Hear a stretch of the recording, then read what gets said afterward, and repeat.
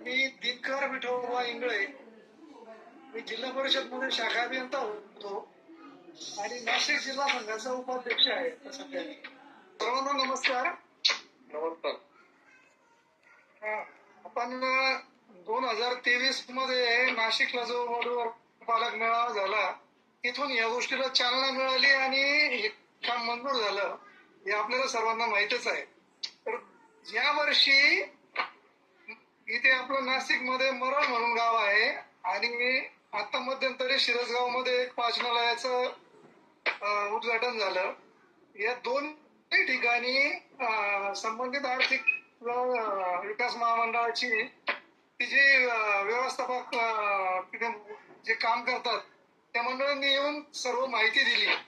परंतु जे आता मॅडमने जो विषय सांगितला की ग्रुपला जॉईंट होणारे आपण जे समाज बांधव आहेत ते ज्यांची नंबर ऍड आहेत ते लोक चर्चा करतात, माहिती घेतात, परंतु ती माहिती प्रत्यक्ष लाभार्थ्यांपर्यंत पोहोचत नाही ही वस्तुस्थिती आहे.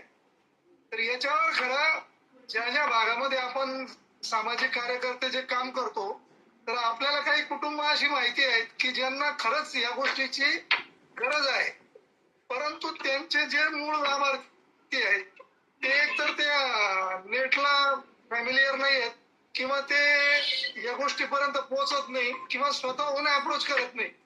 तर मला असं वाटतं एक सामाजिक कार्यकर्ते म्हणून आपण अशा काही फॅमिलींसाठी वेळ दिला पाहिजे. त्या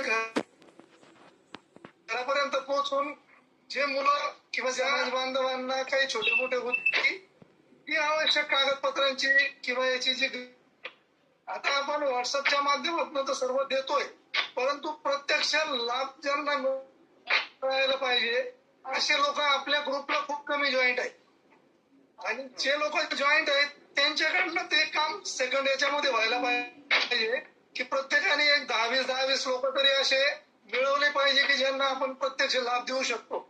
त्यांच्यापर्यंत पोहोचून हे काम केलं पाहिजे. आपण हा जो ग्रुप चालू केला तर हे खूप चांगलं काम आहे.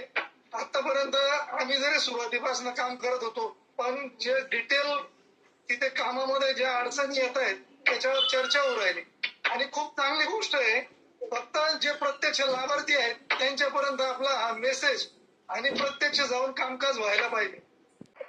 प्रत्यक्ष त्या तळागाळातल्या लोकांपर्यंत पोहोचण्यासाठी काय केलं पाहिजे?